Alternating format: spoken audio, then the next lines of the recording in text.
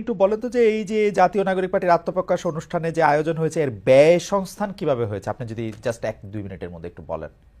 এটাতে কে টাকা দেখেন দিয়েছে? হচ্ছে এই জায়গা থেকে আমাদের, যেমন আমাদের নোয়াখালী থেকে যারা এসেছে, বা হুম। হচ্ছে ইয়া থেকে আপনার ফেনী থেকে লক্ষ্মীপুর থেকে, সারা দেশ থেকে যারা এসেছে তারা প্রত্যেকটা জায়গা থেকে আমাদের থানা কমিটি আছে, নাগরিক কমিটির, এবং হচ্ছে বৈষম্য বিরোধী ছাত্র আন্দোলনের কমিটির হুম। সদস্যরা আছে। হুম।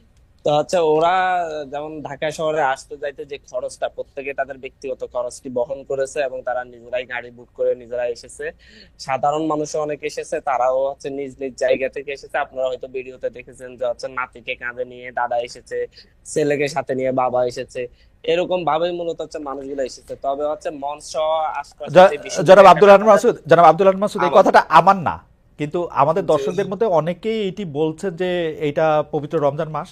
আমি আপনি কি আসলে এটি আপনি বললে এটা আমাদের মানতেই হবে যে এটা আসলে নিজেদের টাকা দিয়ে আসছে, ব্যাপারটা কি আসলে এরকম? এটা দর্শকরা বলছেন, এটা আমার কথা না, এটা আপনার প্রেরোগেটিভ, আপনি। না, না, আমি বললেই মানতে হবে এমন ইস্যু নাই। ইস্যুটা হচ্ছে যে কিন্তু সেই এখানে ব্যাপারটা আপনারা আপনি মানছেন কিনা যে যারা নিউজ যারা করতে এসেছেন পারেন। তারা নিজেদের টাকা দিয়ে আসছেন? হ্যাঁ, তারা নিজেদের টাকা এসেছেন, স্থানীয় ভাবে বিভিন্ন ধরনের তাদের যে শুভাকাঙ্ক্ষী আছে তাদের কাছ থেকে তারা স্পন্সর নিয়েছেন।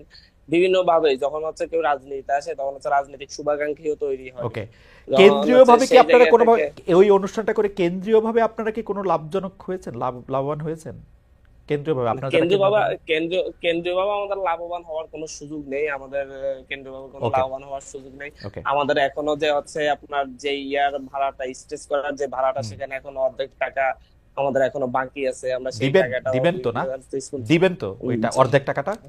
না, না, অবশ্যই দিব, কারণ ওকে। ওনারা এর আগে প্রোগ্রাম আমাদের করে দিয়েছেন, এবং হচ্ছে ওনাদের এখন আমরা দিতে পারি না, আমি সেটাই বলছি যে আচ্ছা, হচ্ছে আমরা ঠিক আছে। হচ্ছে এখানে লাস্ট লাভবান লাস্ট হওয়ার এই সুযোগ নেই। প্রসঙ্গে আমি